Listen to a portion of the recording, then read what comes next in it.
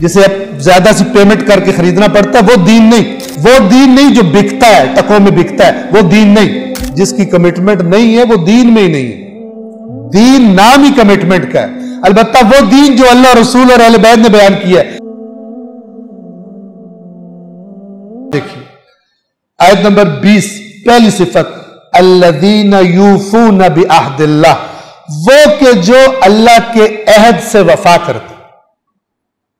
میں مذاق سے کہتا ہوں، بندہ کہتا ہے شکر ہے میرا تو عہد ہے ہی کوئی نہیں کہ میں وفا کروں، اللہ سے میری کمٹمنٹ ہے ہی کوئی نہیں۔ نہ، جس کی کمٹمنٹ نہیں ہے وہ دین میں ہی نہیں ہے۔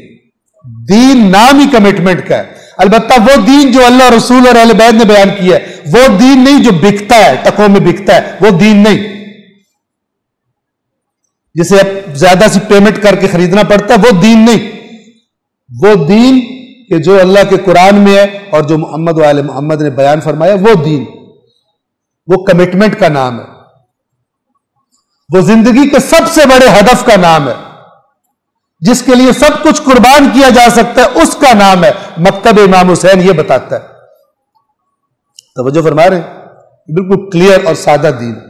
الذین یوفون بعہد اللہ، اب دیکھیں امام حسین، عہد کی پابندی، اللہ کے عہد کی پابندی، جو مرضی قیمت دینی پڑے، اللہ کے عہد کی عہد شکنی نہیں کرنی، تعویلیں تبولیں کر کے میں نہیں جاتا۔ الذین یوفون بعہد اللہ، جو اللہ کے عہد کو پورا کرتے ہیں، ولا ینقضون المیثاق، اور پیمان نہیں توڑتے، ایگریمنٹ نہیں توڑتے اپنے۔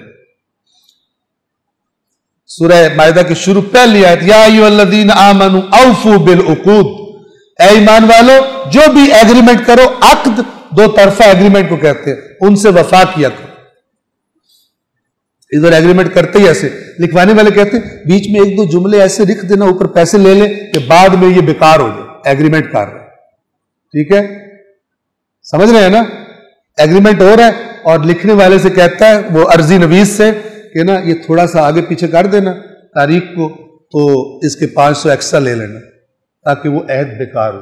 یہ بے ایمان نہیں ہے، چاہے اس کے اوپر لیبل جو بھی لگا ہو، میں بار بار ریپیٹ کرتا ہوں تاکہ تعویل ختم ہو جائے، چاہے کہ میں شیعہ ہوں، چاہے کہ میں بریلوی ہوں، چاہے دیوبندی، یہ بے ایمان ہے۔